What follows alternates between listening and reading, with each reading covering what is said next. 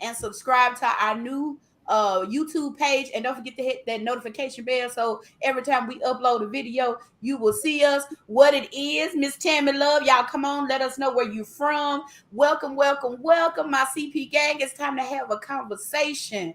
What is going on? Look at my folks on here. Look, come on, y'all all right? Praise the Lord, saints. These babies looking cultured. Y'all see these babies? We are doing the back to school edition. Remember, if y'all have any requests, there's any shows that you would like to see us do, you can email us at rareimage26@gmail.com. If you would like to sponsor, and yes, sow a seed for you saints, you can send us a cash app at #rareimage26. That's it. #rareimage26. We are so blessed to have you guys here. As you know, we are on part 2 of our back to school edition, and we have some wonderful guests. Me and my brother, CEO, was so pushed to speak on back to school. We know school is back in session, and we do have some seniors that are on their way to college, and we really wanted to speak with some of our college students that have graduated and are just being a part of back in the workforce. They have graduated and they're back in the workforce. We want to speak to them just to give some of our college students that look back on our shows just some preparedness. We need them to be prepared for what's going on, what life is like, because sometimes we have a conception or a thought process about what it's supposed to look like, and when it's different, it blows us out the water. So if you guys would, from my top right, can you please just introduce yourself, tell us what school you went to and what is your profession? Hello, my name is Asiana Wolford. I attended the University of Memphis for undergrad, and currently I am a graduate student at the University of Memphis studying clinical mental health counseling. And I also work as I guess you would say, a worker at the Early Learning and Research Center on campus for children. Oh, nice. Next, Miss Kayla, as Shamar get his thing going together. Hello, I'm Kayla Glenna. I graduated from the University of Tennessee, Knoxville with my Bachelor's of Science in Chemistry with a minor in psychology. And right now my profession is professional job searcher. That's it. That's all right. We be searching. Praise God. But what are you back in school again? Are you getting ready to enroll back in school? I want to go back in August. Okay. So I don't know where Shamar went. I think he's trying to get something done. But I am first of all, I'm excited for the both of you being here, because it's nothing like seeing, our own push towards their dreams and do what they're supposed to, what they're called to do. You may be searching for a job right now, but it ain't too many of you walking around, Kayla. So you are going to get a job. Now, you may have to come out of Tennessee. Oh, he's back. Oh, praise the Lord. Come on, Bishop. Speak to the people on today. Hello, I'm Shamar Bufford. I went to Murray State University. I currently now work at St. Louis University as an admission counselor, working and serving students in Tennessee, Kentucky, Ohio, and Georgia. Come through. Come on, you better. I would go to school just because he came to me. I'm just saying. That baby is professional. I like that kind of carrying on. Come on. So you got people in the comments like, yes. Yes, we appreciate it. We appreciate it. I was just saying how proud of you guys we are to see y'all go towards, because you hear so much negative when it comes to the youth today. It's good to see that you guys actually put forth the effort, you put something in your mind and you accomplished it. A little bit what we were talking, can y'all tell me when you first went to college, what were your expectations and what did you really get when you entered into college? And anybody can start. I'll go first. Graduating in 2017, hearing a lot of students or hearing a lot of my friends say, oh, college is going to be great. And then hearing a lot of people say, oh, you're going to Murray State, that's a party school. So in my head, I was thinking, oh, okay, I'm looking for a school that is going to give me my education, but everyone else sees it as a party school. Got there. And honestly, that was not how Murray State presented itself. And that's not how it was. I was like, yes, there's a party here and there, but for me, it was more of that development in my friends and figuring out where I fit in on that campus. So I had Racer Band to really guide me in that position of finding my friends. But after that, it was a really difficult transition because I was the firstborn, so I'm mama's baby, and I kind of missed home a little bit. But I found those friends who pushed me in the right direction and was like, okay, let's go do these things. Let's get out. Let's go do this. And I think that was the biggest thing that I could have from college was finding those people that fit me in my circle. That's so good. That's so good. Either one of you guys could go, and then I'll go last. Okay. Oh, you want to go? You want to go? I'll let you go first, and then I'll Okay, you got it. I really didn't have many expectations for college just because I didn't really have like a lot of family members that went or anything. And my school was like very different from my sister's school. So I really didn't know what to expect. But I thought it was going to be fun. It was not. I was in the library 12 hours a day. Like it wasn't nothing. It was very different from what I expected. Like I was always really good at school. I never had to study much or nothing. Tried that. It wasn't gonna fly in college. So I really had to like completely reevaluate everything that I thought I had knew about school. Right, right. And Wow. then I would say for me, going into college, so coming out of high, let me start off with coming out of high school. I remember like I went to Humboldt High School and it was a very small town. I'm pretty sure most people on here are familiar with Humboldt. Humboldt's a very small town. And so I graduated valedictorian in my class in 2017. And so, Come through. but my school was pretty small. Like it was a class of I think 70, 78 at the most for our graduating class. And so I just had this constant fear going into college that I wasn't going to be good enough. I thought that I come from a small town and yes, I'm number one, but number one out of what 70 something compared to like these people who went to schools with classes of 200, 300, 400 students in their graduating class. And so for me, freshman year was just a lot of feeling like I needed to prove myself, going that extra mile. I was a psych major, so apparently I didn't even need to be in the library as much as I was. Didn't know, like if you ask anybody about psych, everybody's majoring in psych. So I didn't know, like, maybe you don't have to be, but I was always in the library. I was always studying. And then one day I just came to this realization. I was sitting in class one day and there were white male students in the class with me. The classroom sizes were huge. And I remember the professor talking about a paper that we had just did. And he was like, some of the grades, like they were a little off. And, one of the students was like, well, and so he was asking, us like, what's going on? And my grade was fine. Mine was top tier.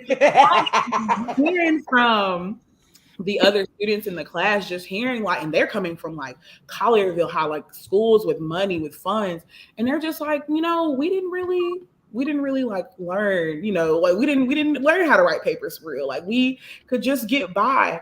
And so not realizing that, I was fighting so hard to like prove my worth my freshman year and showing that like something good can come out of Humboldt, and come to find out like I was right where I needed to be. So it ended up turning into me being very grateful for where I came from and the things that my school had sent me to the University of Memphis with, and had equipped me, the people in my community, the way that they had equipped me also with scholarships and things. Like I didn't think I had enough money. Like I thought, I was going to be drowning. And then hearing friends saying how much debt they were in, and me coming in with my little scholarship that my communities, put together for me. So it was just a lot of feelings of inadequacy at first, but over time realizing that, girl, you got it. You're going to be all right. And Right. well prepared. Right. I love that. I love the fact that you was transparent with that, because a lot of times, to be honest, it does not matter where you come from. There's always a sense of, where do I fit? Okay, you're searching. You really don't know your identity, because up until this moment, it's whatever your mama say. It's whatever whoever's around you. They sort of, mold you to be who you're supposed to be.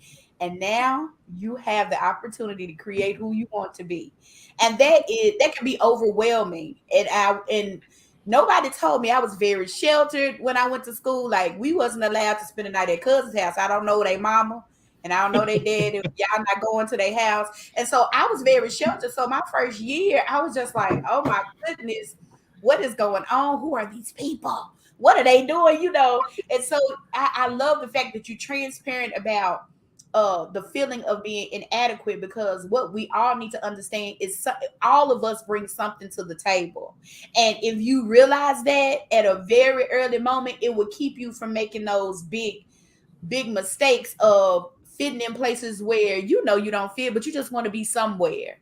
Can y'all guys tell me, how did you guys, because y'all was in college during the pandemic, and so tell me how the pandemic affected you guys, because I don't think, everybody was going through their own thing at the pandemic. I don't think they really worried about, the students that were graduating from high school, they couldn't have a prom, a proper graduation. Even those that finally graduated from college, Shamar, I think I remember y'all had a storm and we couldn't even come see y'all graduate. And I was just like, I wondered, what kind of impact did that have on them? So y'all just, Shamar, we can go with you, because I see you got something to say. I feel it in my spirit. So starting off with the pandemic, it was a big conversation, and we had literally just went on fall break. So I was like, yes, spring break. I'm sorry. It was spring break. And I was like, yes, I get to go to spring break. We're celebrating my friend's birthday. And we shut down the building and we go to Louisville. And the next thing we know, we received an email that said, hey, we need all RAs to return to campus. We are actually going to shut down school. In that exact moment, I was frustrated. I was angry. I was hurt. And to say the least, I was just really upset. Like, not even kidding you, I was angry. I was like, why does this have to happen? I was a junior. My two best friends had already decided that they wouldn't be coming back. One would be graduating. So I was really upset. So we come back, have all the students move out. And I remember calling my mom and being frustrated with her, because she was like, I just think it's time for you to come home. And in my head, we always think, and we're like, oh, our parents are just saying this stuff just to be saying this stuff because they want us home. And I started crying. I was upset. I didn't want, it's not that I didn't want to be home. It was the connection and being around those friends constantly. Right. And I was hurt. I went home. I felt like I did homework 24/7. Professors were trying to find something for us to do, whether that was write a paper or read books and write something on it. And it was really tough, because I was like, where's that connectivity that I need? I'm a people's person. Where are those people for me? And that was the frustrating part, is because not being around people, mom saying, well, you got to wear a mask everywhere you go. You can't do this. You can't go here. And I'm like, oh my gosh, if I hear the word can't or you're not, I'm going to blow.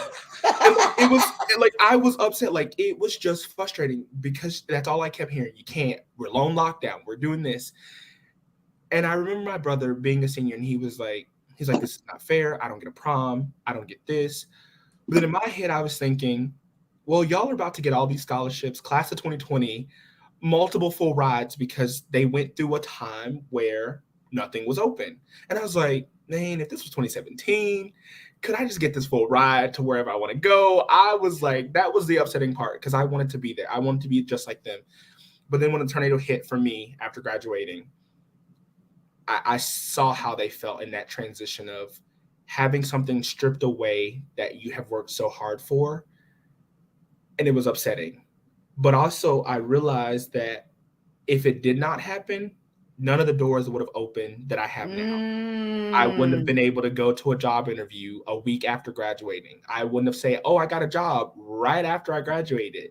So it's like, it's upsetting, but sometimes I realize like the process that you have to go through to get there, it sucks sometimes, but I was happy to get where I am. I was like, you know what? And then I went to St. Louis and my friends threw me a graduation party. So I was like, you know, it's I didn't graduate. Well. Hey, I got a job. You know, I'm fine. I love that. I love the quiet after the storm sort of mindset, because you know, when you in something, we do not see what that outcome is going to be. It's just like, I'm right here right now, and then we don't put ourselves in other people's shoes, and we get sort of selfish, like unbeknownst to us, we just like, why this and why that, and not knowing that it's all a setup. Everything that happens is a setup, and I'm just like, my mind is blown, like with just listening to all of you guys, the maturity that has happened. Because what happens when you are locked down, just think about a bottle of wine. The longer it's locked down, the more mature it becomes. And you guys, although you were locked down in a space, there was a level of maturity and thought process that had to happen in order for you to push past what was going on. Because some people literally did go crazy. They fully grown, been working for a long time, and they went crazy. So I love the way the maturity happened in the wait. I do love that. I was like, I did mature, but I did go crazy, just a little bit, just a little bit.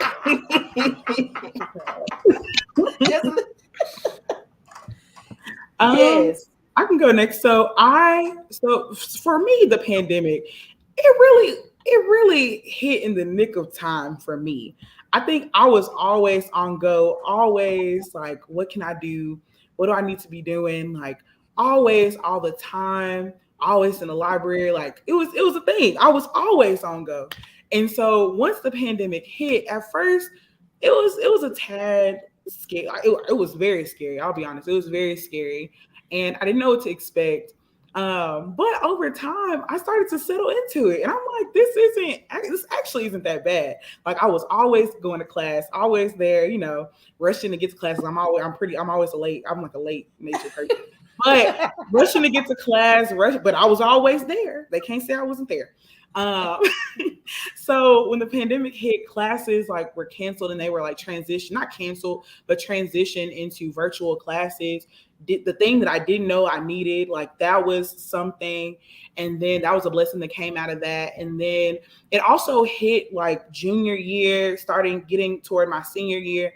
And so I think I worried because I was like, I need an internship. How am I going to be out in the field? God was making ways out of ways out of ways. Okay. When I tell you I was able to get a internship during at the end of my junior year, like he was just opening door after door, just confirming like, I need you to rest. Like I need you to relax. I need you to slow down. I don't want you burnt out. Like I need you, you know, to be at premium capacity for whenever the next, I guess whatever is next for you hits. And so for me, it was very refreshing, honestly. And then like I was a resident advisor, like I said, always doing something. So resident advisor, and then like all of my residents started to move out. And that was like, okay, like I hate to say it, but that was a blessing. They got in trouble. They told us RAs we couldn't go. They said we had to stay just in case we had residents that wanted to stay. And so I had to stay. And then So that was kind of harsh to hear. But then my residents started leaving. I'm like, wait a minute now. And then my friends stayed. They didn't want to go home. Most of my friends were from Memphis, so they didn't want to go home. So I had my crew with me, an empty hallway. I could work from my room. So for the most part, I was living during the pandemic. For the most part, it was just toward the end. I know I started to get a little stir crazy being around the same people, looking at the same four walls. Like I got sick of it. My job constantly asking us to do stuff throughout the pandemic. Like we weren't like it wasn't a safety hazard, but and then I would say, I think, yeah, for the most part, it was pretty good for me. Other than that last part, I said, hold up, Lord, when is it gonna be over? But for the most part, it was pretty good. That's good to hear. It's a different perspective. Kayla? I feel like the pandemic really changed everything. It felt like we was finally getting into the groove. We finally had figured out what to do. And then they sent me home for spring break and I never came back to campus. It was like I'm a chemistry major. You can't do chemistry on the internet. It was hard. They had us doing virtual labs. We had to pretend like we was pouring stuff in beakers. I can't read them numbers on them little pictures. Nothing was making sense. Like nothing was making sense. The professors, they was trying to figure it out while we was trying to figure it out, and we was all lost. Like the pandemic was really hard. Grades was dropping, but I bounced back. Still got the degree. But come through. Yeah, yeah, it was really hard. I don't know, but it made me. It really helped me to learn how to manage my time better when we did end up back in person. Because I don't know what the professors was on, but like Shamar said, them assignments was coming in when we was in that pandemic. They had so much for us to do. You had to go to class, you had to watch lecture videos, you had to take notes, then you had to do the assignments, then you got exams. It was just a lot. But when I came back in person, it made it easier to manage everything better and be more organized. That's so good. They was trying to make sure y'all stay engaged because they didn't want y'all to drop out during the pandemic. But chemistry is hard to me by itself. So you trying to do it online. I can only imaginary beacons, baby. I can't. I don't know nothing about no imaginary. Ain't that big. No, it is not that big. But I love conversations like this because each person took the pandemic a totally different way. And for me, I know the pandemic was straight. It was straight because I got my rest. A lot of people was asking for things and didn't realize what they were asking for. God, I just need a few days off. And then you got a whole month. Some of them, for me, that's why I gotta be specific. You got be specific. Baby. He be playing. He's a comedian, baby. Say what you want. He's a comedian and he gonna give you what you say because you didn't say it right. And so for me, the pandemic was a transition because now I work from home. That's what I do. I'm out. They figured out, oh, we can get y'all to work and spend less money. Oh, okay, let's keep y'all at home, which transitioned me to move. So there is you just never know why things happen the way that it does, but you have to know. And of course, we church around here. Everything is working out for the good, for sure. If you allow and you rest in His bosom, knowing that He has you in whatever goes on, know that He's working behind the scenes and He's doing something, especially for you, because just going through that whole transition, a lot of people didn't know themselves, understand, because when you go, you don't have that time to reflect and to think and to, because it made me think my whole friend structure. I was just like, who are these people? Like, why am I hanging out with them again? Like, you got to see people at their realness. It was no more, how the real world, the show says, the real world, it gets real after, baby, it got real. People showed their true colors during the pandemic because they got to the point where, I'm at home, relax, baby. You got to relax. You showed me yourself. So it was all good. It was a revealing, and what I see is a revealing of excellence in each one of you guys. And you can hear it. It's just in your language, in your conversation. Shavard, Kayla, I've been knowing y'all since y'all was a little bitty. And you can have thoughts about children. Oh, that child right there gonna do this and that child gonna do that. But to supersede what you can even think or fathom, that's God. That's a whole God thing.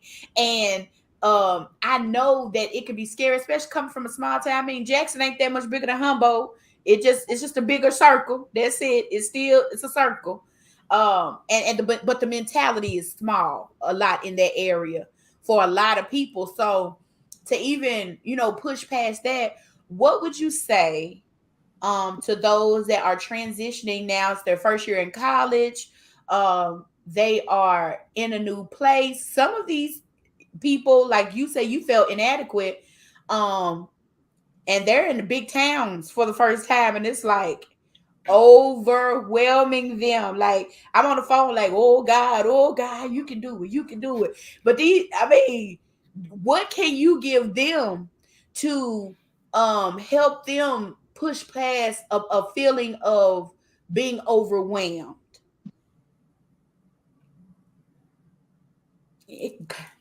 Anybody? I'll go.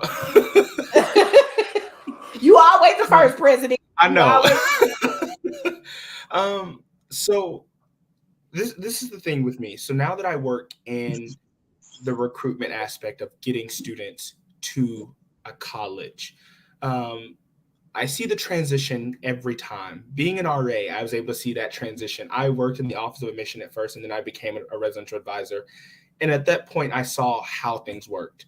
It looks a little different, but having a brother that just went off to college, and he's right there beside me, and he's like, oh, I'm just going to stay in your apartment while you're gone, watch the dog. And I'm like, no. The one thing that I can say that will open your eyes, that will help you find your niche, find your place, is be willing to try. If you can try, you're going to get somewhere, because there's a lot of things in trying than rather you just sitting and being still. Being still is good at some moments, however, but if you try to get out, if you try to make friends, after a while, that trying is going to be an accomplishment. You're going to be able to go forward. You're going to find those friends. You're going to find that group that you belong in. Trying, getting active. Now, if you are a person that is not talkative, find those clubs that require less talking and more action. Whether that is chess, whether that is checkers, whether that is singing. You ain't got to talk. You can just sing. Those are your moments to express who you are. People begin to learn who you are. Now, college is different for every student. St. Louis University is totally different than Murray State. And I still tell my students, try, because it opens you up to new doors. Najee is having such a, it's hard for him because he likes himself. He knows himself so well. But I want him to try to get out and make those friends, because those students are there. There are people who are wanting to reach out and be a part of him and make him a part of them, but he has to try that aspect of it. And I think that's a lot that happens with students who are transitioning to college, because you come from a town where everybody knows everybody, or you're from a big city. I'm from Humboldt, grew up in Jackson, so I know both sides of how that works. But people who are coming from like Chicago or St. Louis, and they're going to University of Memphis, or they're going to UT Knox, those cities, you don't know them, try them, because there's literally, I had so much fun in a small town. It was great. Murray did me justice. I like it. Why I hear a song, pick yourself up and try again. Pick yourself up and try again. Hey, I heard that while you were talking. I was just like, that's it. That's a big, you have to be, I tell them, you have to be open. You cannot go in there closed-minded, judgy. Get away from the judgy, because baby, my friends was the Motley Crew, baby. You never know who I was with, baby. I'm just, because I developed a love for people.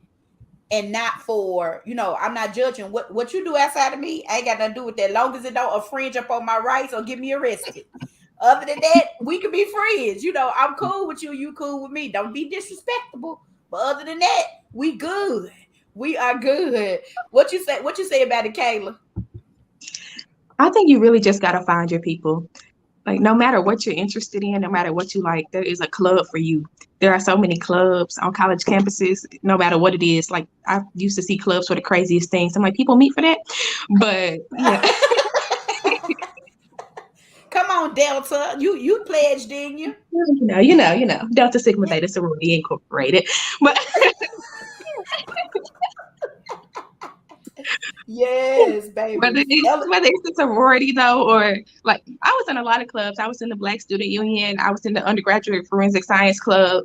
In some of my clubs, I was the only Black person. Some of my clubs, it was only Black people. So it just really depends on what you interested in.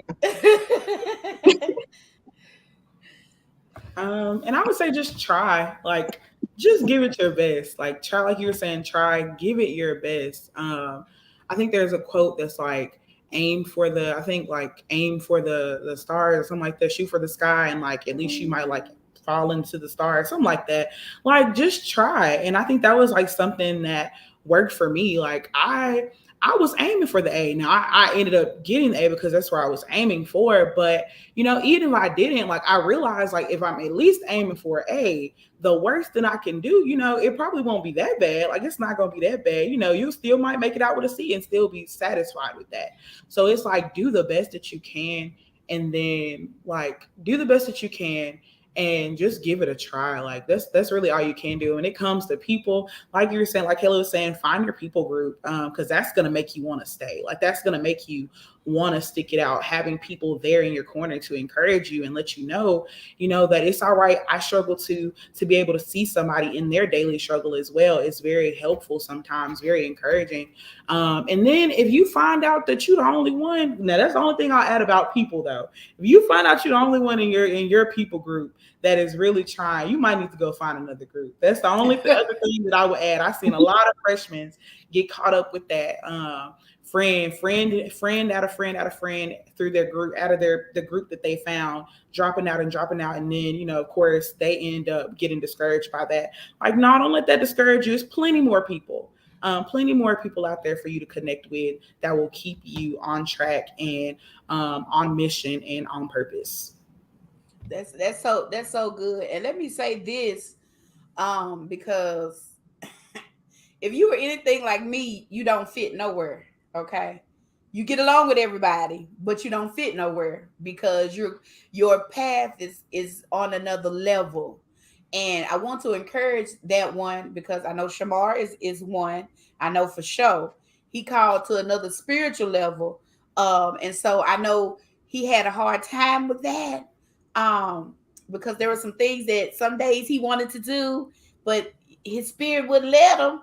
And you know, that can be really challenging. I want to say, but this is the key thing about resting in who you are and being okay, because there is a group of people that need who you are, who you are called to be. And that was my issue. I wasn't rested in who I was. I tried to recreate myself several times and it never worked. And when you recreate yourself, you draw a whole separate group of people that just shows you further that this is not you. And it gets irritating. And I got caught up in trying to recreate myself all the time because I wanted to prove people wrong, and I wanted to prove, that whole proving thing, like you said at the beginning, that was big. Because when you go into something, whether it's weight loss, whether it's school, when you go into something trying to prove instead of just being who you called to be, like that, you will run your course. There is, like the Bible says, see it run its course. Trying to be something that you're not, or trying to prove other people wrong, is going to run its course. Because at the end of the day, whether you succeed or fail, people are going to say what they want. They're gonna say what they want. They're gonna feel about you how they want to feel. So I am very encouraged just to hear you guys, because I wish I had been my friends, because I was not level headed. But my journey was different. So but I was not level headed, and I'm still thinking about going back to school. Shamar, you want to recruit me? You can recruit me. Yeah.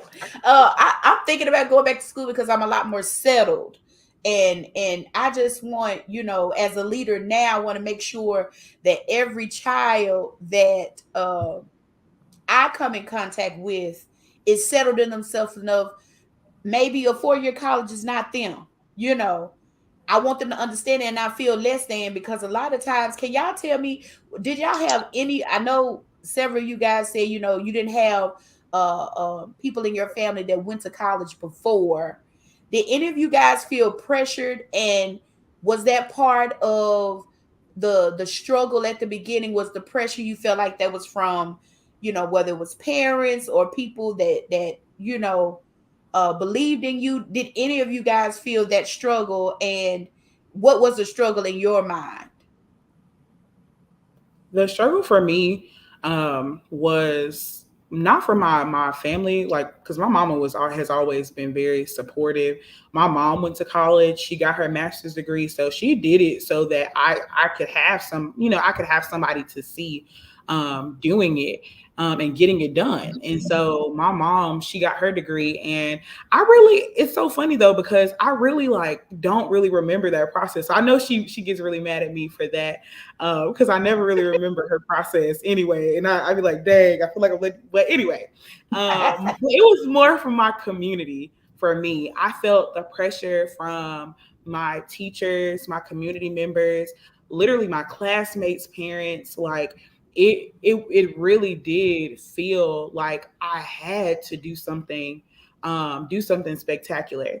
And it was so funny because I remember people telling me like, apply to Spelman, apply to this, apply to that. And I'm just like, whoa, like, wait a minute. I don't even know where I want to go. We used to have this chart in the hall that had all these different schools on it, like of where students apply, like of where you could apply to. And I remember like, I was like, I don't know where I want to go. I was so fearful and just so scared that I didn't even really apply to many places. I think they had a day where we were all supposed to apply to go to Bethel, like just because, just because. And like I didn't even finish that application. Like it was just stuff like that. That was Wow. very, very like I was that scared, but nobody really knew. And so of course I have all of these people shouting out, "This is what you should do. This is where you should go." And I wanted to make it because I'm like I'm who they're rooting for, essentially. And so I was like, I got to do something. And so I remember applying for the University of Memphis, and I remember thinking like, this is going to be so underwhelming for people.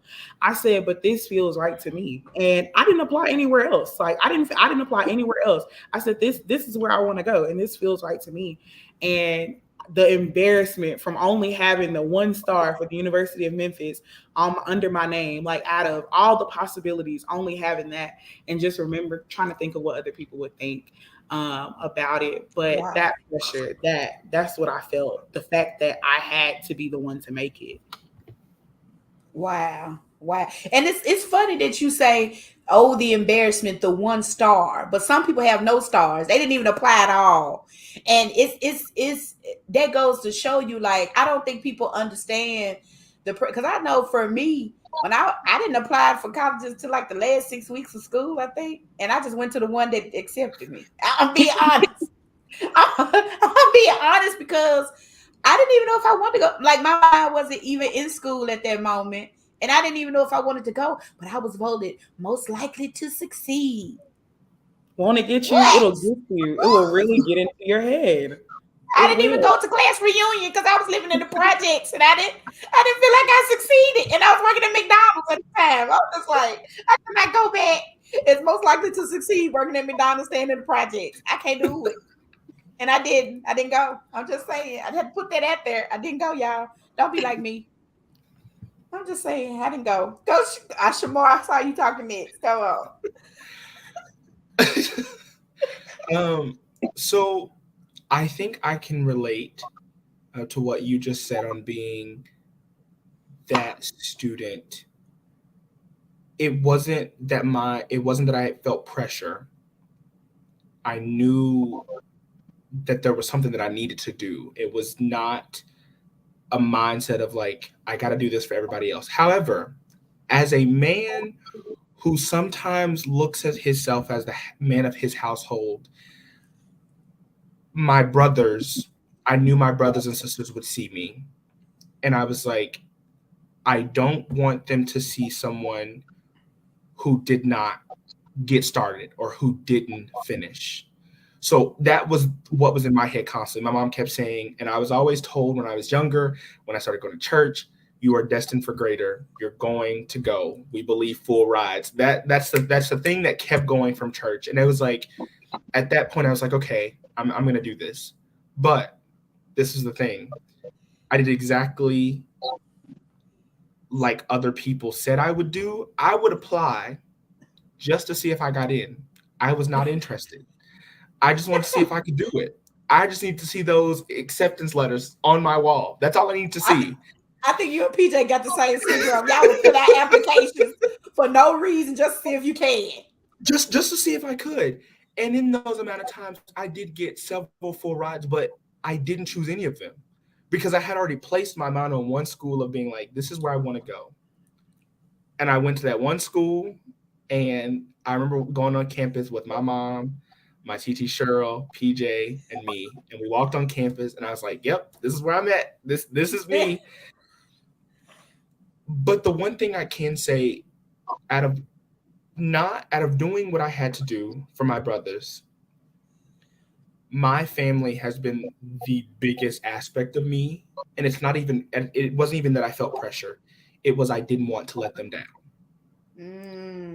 Having multiple brothers, having multiple sisters, having a family that is dependent on the women in our family was, something that I was like, wow, I have these strong women in my family. I need a male to do this. I need a male to help the situation because it's not just up to women to take care of the nation. And I was like, you know what? I'm going to help mama. I'm going to go to school. Come on, bars. He got bars. I'm not gonna, go to school and just be all about Shamar. It's gonna be about my mom. She helped me through it all. It's gonna be about my aunt. It's gonna be about my grandma. And those were the people that other people would say, oh, that's pressure. To me, that was my motivation. I didn't feel like I was pushed to keep being pushed. It was more of like, you go at your own pace. And that's exactly how I felt throughout that process. I'm glad you said go at your own pace, because there was one thing, and Lily, you need to meet Lily, Miss Wilford, because y'all are on like the same wave space. Come here, Lily. Come on. Come through, Lily. Come through, Lily. Yes, we got him in here tonight. It was one thing that they said that remember, I think it was Lily and Gabby was saying that you have to remember school. And there she is, Lily. Y'all are on the same nice to meet you. My name is Adriana Wolford. Very nice to meet you. Y'all need to talk, Lily. Y'all souls are the same.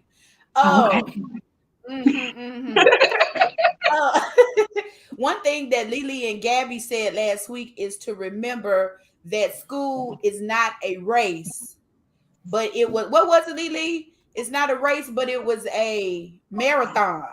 Yes.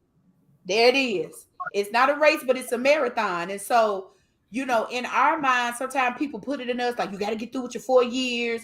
And some people go to school forever. And especially if you're going to be a doctor or something, maybe they be in school most of their life.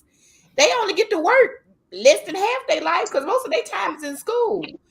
But, that really, if somebody had said, Joe, this is not a race, it's a marathon, I probably would have, went on and succeeded. And I still may go back. Who knows? But Joe, it's funny you say that because the race, it's you're paying attention to what's going on around you. You see people you came into school with and you're like, we all got to graduate at the same time. And you think it's high school of being like, we must graduate in those 4 years together. It's not. People get done or they finish that marathon when they get ready. It's that I have the time, I can. Because if you push yourself, there's something you forget along the way. There's something you drop. There's something you leave behind. And I took 4.5 years to graduate. Did I want to do that 4 years? I did, but I realized that I wasn't ready that 4th year. And I was like, you know what? I'm going to take me one extra semester to say that I'm ready. That's good. That's good.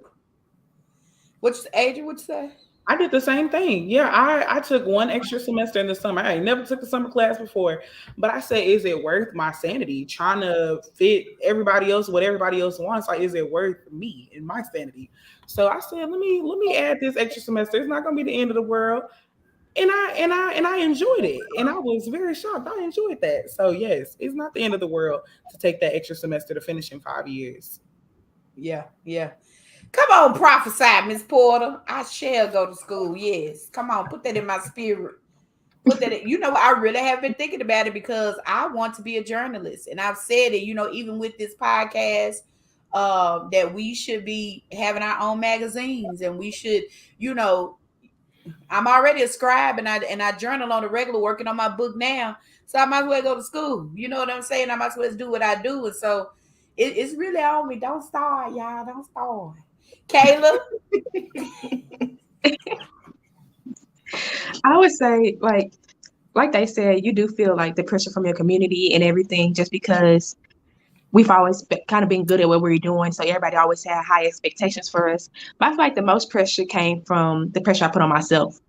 Like, I wanted to be successful. I wanted to, everything I did, like, people didn't even know, but I was doing it just to make me feel better. Like, I had to be in every club. I had to get the good grades. I wanted to be the chemistry major. Didn't nobody care if I was a chemistry major. I wanted to change my major 20 times, but I didn't, just because I was going to feel bad if I changed it.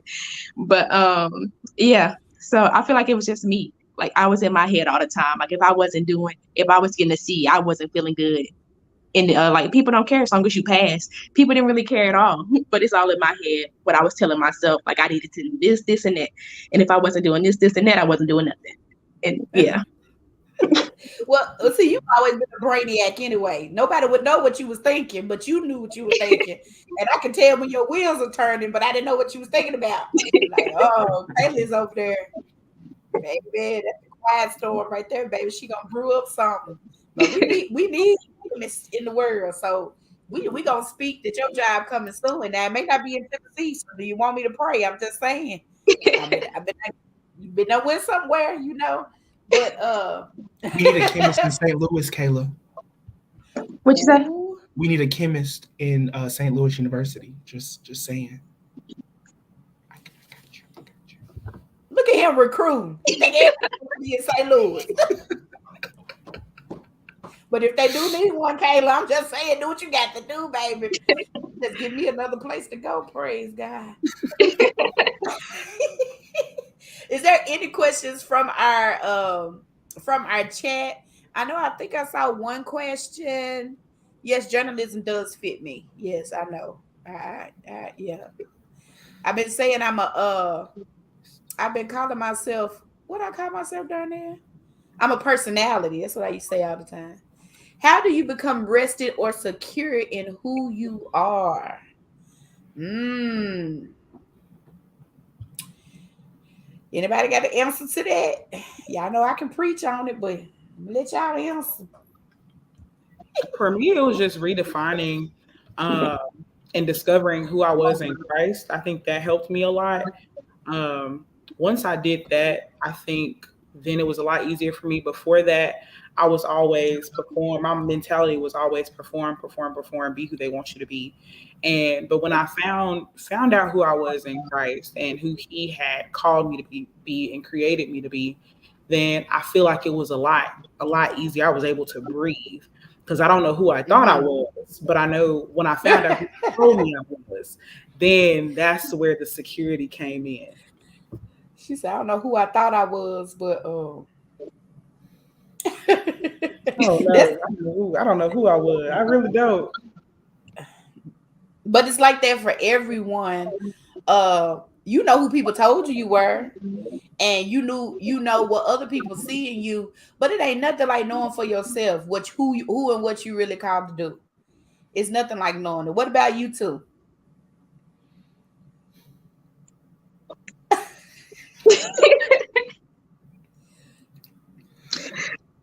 I don't know. I feel like you can never be too secure with yourself because I feel like we're always changing.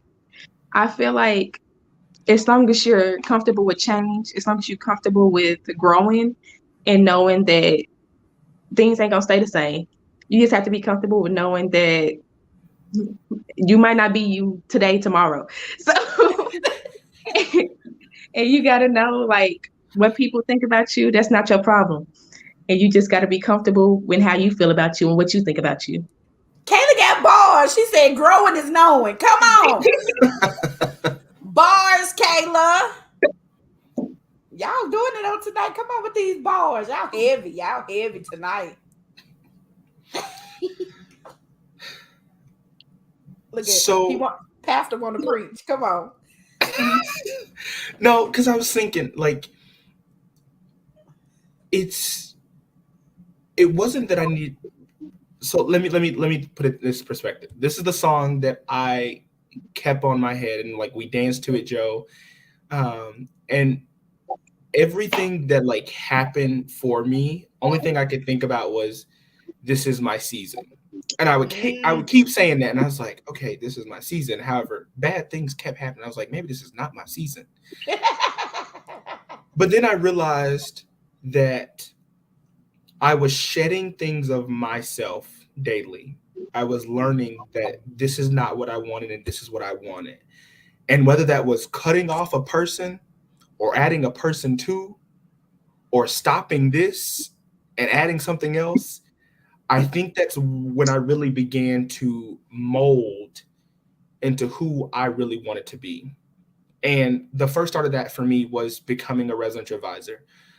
One thing that I learned, somebody asked me my gift the other day. And I said to myself, I was like, Shamar, what is actually your gift? Because I can talk and I can communicate, but I was like, what is my gift? And I think about to being a residential advisor, my gift is helping others, being there for others. And I think that's how I became rested in myself, of being there for my residents, being there for when we had issues of suicide ideation or we had these different assault cases on campus. It was being able to be that person that they could lean on for those situations. Mm-hmm. And that's how I secured who I was. I was like, as Kayla said, what everybody else think, oh, well, that literally it's not my problem. It's not mine at all. You perceive me how you perceive me. But when I walk across that campus, you watching me. I'm not watching you. Come on, Saint. So so it's just being like secure in that, and the changes happen. Like it changes all the time, but it's like being able to help those people really helped me figure out who I was. I love it. I love it. And isn't it amazing that there are certain things that we lose every day that we don't think about it because it happens automatically. But the settling is when you have to let it go. Mhm. Because if you just think about it, every time you take a shower, you're losing skin, you're losing hair, but we don't think about those things because they naturally happen.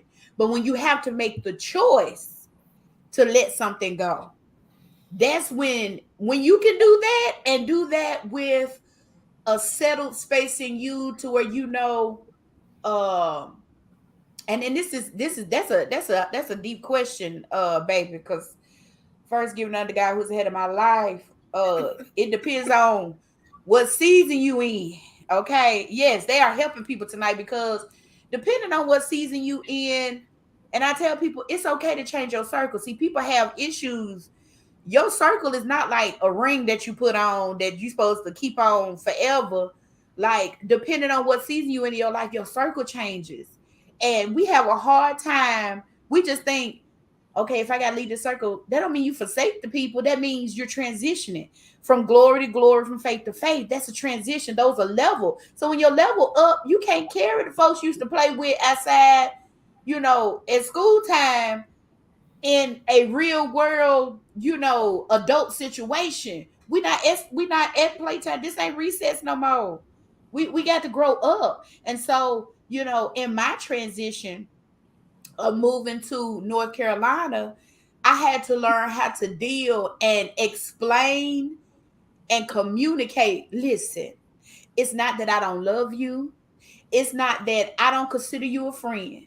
But at this moment in my life, what you are presenting is not cultivating what needs to be cultivated at this moment. You're actually turning me into a desert. And I need maturation. So I have to be around those that carry the water. And that's as plainly as I can say it to them.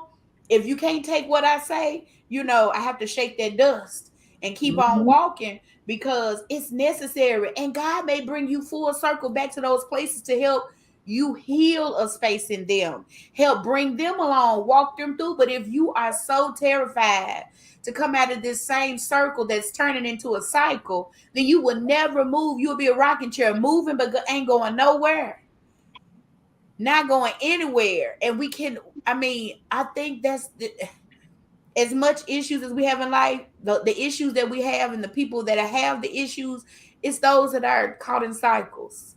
They in the circle and they don't know how to break out of it. And so the only way they know how to break out of it is to commit something. They're really, if you really think about it, like all the murders, it's an expression. It was a place in them that they needed to break out of, and they didn't know how to do it, and they express themselves through whatever act of violence, whatever, whether it's upon themselves, whether it's to other people. If you learn how to, and I'm gonna say triage because I'm in a class where we learn how to triage situations, and basically you learn how to think like them. What was their reasoning? When did it go wrong? Maybe I need to be psychologist. I don't know. I be thinking, y'all. Praise God. Um, Joe, with that, you could also do criminology. I could because I be looking at CSI stuff and I be knowing who killed the No, folks before no, the folks Joe. do. No, He said, never Joe. mind. He said, never No, mind. no. That is wrong. He said, never mind.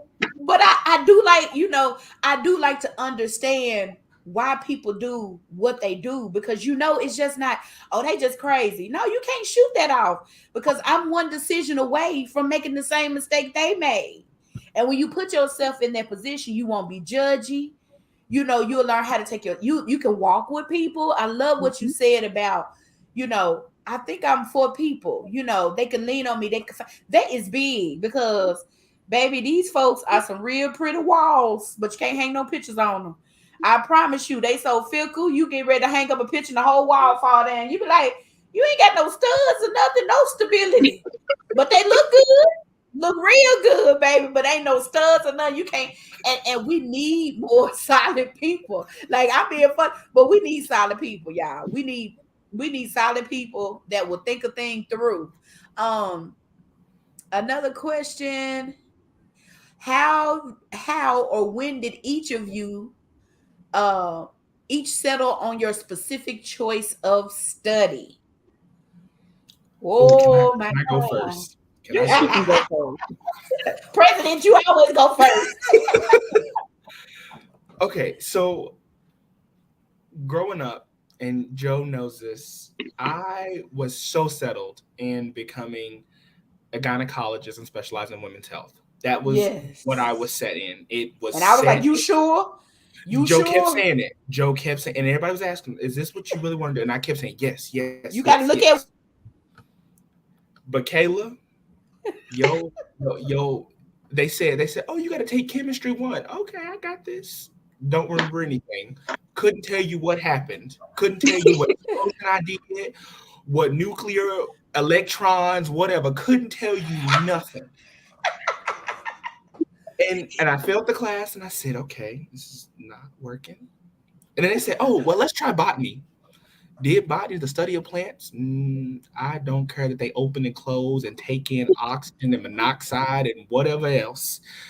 I couldn't understand the concept. I almost spit my Being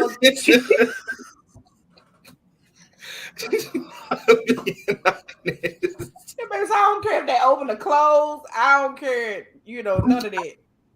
But the one thing I kept hearing, mom was like, "Well, just give it a try." And I realized she wanted me to succeed. She wanted me to continue. But I realized that my GPA was not succeeding. It was falling. And Right. so I didn't say anything. I had already been thinking through that process, but this is where it all changed. I actually came home and went to church, and it was a Wednesday, and Elder Jackie was preaching. And the one thing that I remember her saying was, "Your treasure is whatever you make it and you decide to put in your treasure chest. Mm. And for some reason, I was like, whoa, what does she mean? And I remember texting my mama in church and was like, I'm changing my major. And she said, what? And I was like, I'm changing my major. So I officially decided to go with criminal justice. I felt comfortable in it. I felt like that's where I needed to be. Now, I wanted to be a cop. I did. I felt like it was something that I could do. And in society at that moment, I was like, I'm a black man. I'm going to be a police officer. I can help change the idea, how we think, how we move. But then I realized I was one man. And there was not much that I could do. If I started off in Jackson, Tennessee, or went to Humboldt and worked with my uncles and my cousins, I was like, there's no way that I can do this by myself. But criminal justice felt right for me.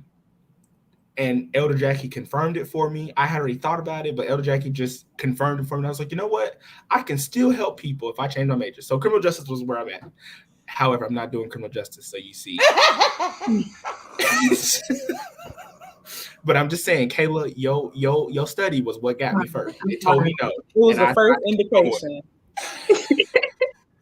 It told me no, and I said yes, and it said no again. I failed chemistry twice. But you are doing the people a justice because I know you. And if you're recruiting, you are giving all information to help these babies get what they needed. And some of them, you don't know, they may be criminals. They may have been right on their way to criminal. And you have justified them and you have changed their trajectory. I would hope my kids not criminals. I'm saying, you don't know. That might have been where they was going to go, but because they... Come on. She got it. Turned it around. Hello? You turned it around. Just right. One encounter. You're right. Right. Come on, Holy Ghost.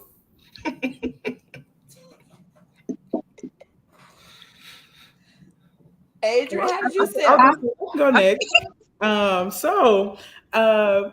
chose psychology. That's what I studied in undergrad.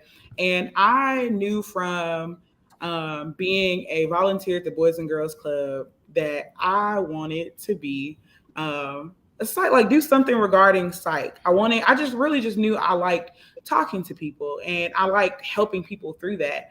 And so I remember getting a chance to be very close with some of the people that society in my community that society deemed, or the kids rather, that society deemed, I guess unruly or whatever the case may be. They're wild, they're the people that the community had written off, those kids, and just getting a chance to rub elbows with them and talk to them and hear where they're coming from. And this is me being a teenager as well. Like I'm a teenager too, but just getting to see these people up close and personal and hearing their stories and hearing this is how they got here. This is why we're here, and seeing their circumstances, that definitely fed into what I decided I wanted to do. I didn't really know how to get there, but I knew that's what I wanted to do. And I remember my teacher asking me what I wanted to do. And I remember I told her, I think I want to do psychology. I want to tap into the mind of these people that society writes off. That's what I want to do. And then I remember being in that space, I said, children and adolescents, that's what I want to do. And so fast forward to college, I got into my classes and my courses, and I was so nervous that it wasn't going to feel right, but it did. It felt right. And it felt like that's where I was supposed to be. And then I started to get into the courses telling me about careers, and you ain't gonna make no money unless you do this. And you ain't gonna, it don't pay that much if you just stop at your bachelor's. And something just said, go, keep going. That don't matter. You got that. You can do that. And so listening to that's what I want. And then getting my psych courses and coming to find out, like I said, everybody does psych. Everybody majors in psych. You can get any kind of job doing psychology. And so I said, no, I want to counsel somebody. I want to be a therapist. That's what I want to do. I want to tap into what is up here, and then I want to go a little bit further, and I want to talk to these people, and I want to help them in through the art of conversation. And once I got there, then they were like, oh, you can do all these careers. And I was like, but I want to be a counselor. They were like, but no, you're not going to want to stop at that. You're not going to want to do that. Like, that's for what everybody thinks they're going to do. And I said, but I'm going to do that. That's what I'm going to do. And so things just started happening, falling in place. The internship placement that I was in, meeting people that were psych majors that transitioned into the graduate school, finding out that I didn't have to do in graduate school what I did in undergrad, then meeting certain people, finding out that my psychology background would slide me perfectly into counseling, and taking a counseling course just confirmed that. Intro to clinical counseling, I'll never forget. It showed me that this is what's next. And then God connected me to the people that showed me how to get there. So then I ended up enrolling in the clinical mental health counseling program that had come to find out I was at the school already that had the best track for me. Wow. It was crazy. I was ready to go. I asked my mama. She was scared. I was going to go to Dallas. But literally only 2 schools I could find. And it was one of them was the school that I was at. And so it just all fell into place. And so now I'm here in the counseling program, doing what I want to do, being in my classes. And although it's a lot, being happy and feeling like I'm right where I need to be. So yes, psychology and then clinical mental health counseling with a child adolescent track. Okay, come on. She running like a track star. I just felt that. Come on, Kayla. Okay, so I don't really have a story about how I decided on my major. I said I was going to be a chemistry major at freshman orientation, and I just ran with it, and I stuck with it to the end. I knew I wanted to go into forensics, and I needed a science degree for that. I didn't like any of the other sciences. Really don't like chemistry either at the end, but so I just ended up in chemistry. So what do you want to do? I should have called you, Kayla. You should have called me. I could have helped you. Yeah, she could have tutored you online. I know, sad, but true. It's them what is it they call the hard sciences that get you every time. You talking about the weed out classes? They knew I didn't want to be a doctor. That's the hard science. They call it hard science and soft science. See, I'm in the soft science, baby. I'm just soft. I promise you. They didn't tell me the science. They didn't tell me the hard of the soft. They said science. They said science. When I first started my major, probably all the Gen Chem classes, we had like 300 students in my class. Once I got to the end, it was a good 30 of us. Weed them out one by one. Weed out classes. Baby, they got me. I can always take some to church, baby. They separated the wheat from the tail, baby. And I probably would have been a tear. I would have been a tear. Me too. Take me out now, Lord. I can't. But it's so funny that you say that because, like, starting off being bio pre-med, I was the only Black kid for several of those classes. My first week of classes, I was the only Black kid. I was like, oh, I like this. It's going to be challenging. Challenged me a little too much. I was okay. Hey, it's a song that says millions didn't make it. Come on. But I was one of the one. Woo! You made it. God on today. These children gonna make me shout up in here. Y'all know I like giving them glory. Y'all know I like it. But I'm so glad you guys came on today. This has been an awesome show. Oh my goodness.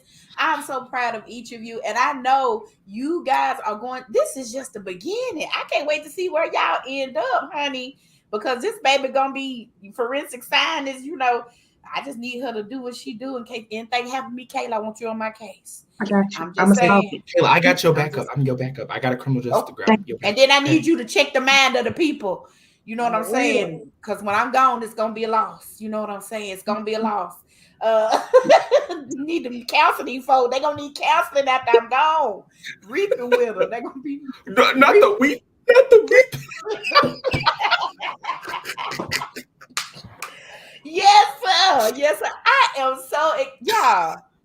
Y'all better get these good people a hand clap of praise. These folks, they is doing it. You hear me? They is doing it. And I am so proud of each of them, how they are.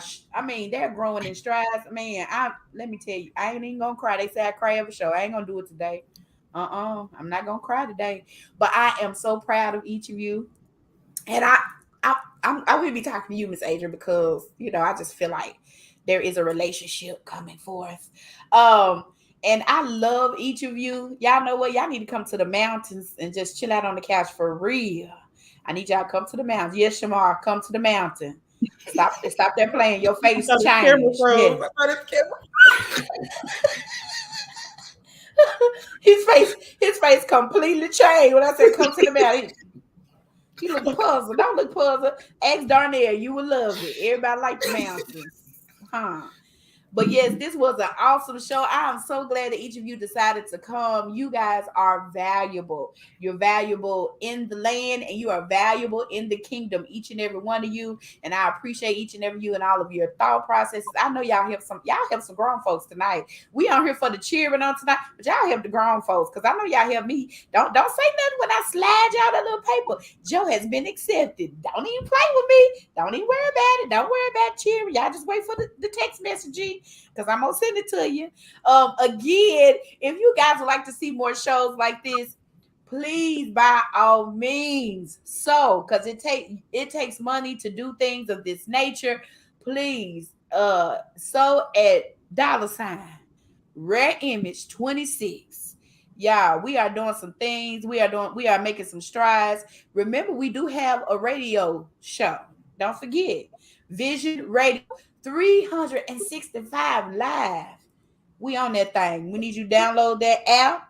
And if you know anybody, any artist that has any music, please let us know. We can put them in rotation and they will get residual payment for being on the radio station. And so we are so blessed that God is blessing us and we're able to bless and give a platform to young people just like this each and every day that are valuable treasures that don't look, man. Don't look, because they some treasure, baby. We treasure hunting this thing. That's what we doing. Hello. We're Rare Image. We look for treasures in odd places and we are finding them. You hear me? And we got a bunch of gems sitting right here, and I just appreciate it. If you have a topic that you would like to see happen on this conversation platform, please email us at rareimage26@gmail.com. We do answer back. If you have any prayer requests, you can inbox us that and also email us that. If you want to know how to get a segment on our radio station,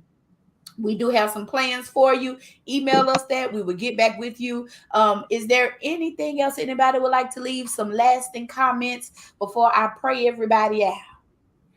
I just want to say thank you for having me on the show tonight. Thank you for this platform and what you are doing for the community and people our age, people beyond our age. Like, thank you so much for it. And I'm so honored to be in the presence of all of you amazing and wonderful people. Oh, I ain't gonna cry. I ain't gonna cry because this is what we're here for. This is what we desire to see. Those who may not ever. Now I know Kayla, she ain't gonna just go live like that. But somebody needed to hear what she needed to say. You know what I'm saying? Shamar ain't either. He be on the road. He not trying to go live and see the people. But he's people. So this is why we here. We want y'all to see that it is still some good things happening in the land. Everything's not all bad, guys. There's a lot of bad things happening, but we want to shine the light on the good things that are happening. And it's happening right here in our community. Come on. It's all about community with us. That is it. And you guys have definitely inspired me to pursue my purpose. Come on, Holy Ghost. Y'all help me on today. I appreciate it. So let me pray you guys. Submit an application. All right. Just go ahead and submit your application. I got you. Okay, I receive. Okay, he said submit the application. I receive it. All right. He said submit. He tried to recruit me. Y'all ain't moving. I just moved. I ain't got time for this. But let me pray you guys out so y'all can have the rest of y'all night, because we've been on here a little bit over an hour. Y'all didn't think so. I know the conversation just going. God, I thank you. I bless you even now for the refreshing that is happening in the land right now. I thank you, God, for the just fresh wind of inspiring. God, we thank you that people are being inspired tonight to go a little further than they did. We thank you. We ask you to bless each and every young person that is on this live right now, God, and for the words that they released on tonight. May you give them back a harvest, God, that is so enormous. Oh, God, they're not able to receive it all, but I thank you even now that you have impressed upon them, oh, God, just another level in the earth. I thank you, God, that every word that proceeds out of their mouth is weighty and it creates an indention in the earth that can never be duplicated. I honor you and I glorify you for each and every person that decided to go live, to come on our live. God, I ask you to bless them infinitely. God, I thank you for the wisdom that was released on this live tonight. I pray that it pierced somebody's heart and it opened their mind and their perception. God, I thank you for the lens swapping. We swapped it back to their original intent and they were able to see clearer than they ever have before. We bless you in the name of Jesus. We pray. Amen. And thank God. We love you guys. We love you. Don't forget, we'll be on Friday, same time, same station at 7 o'clock. Peace out.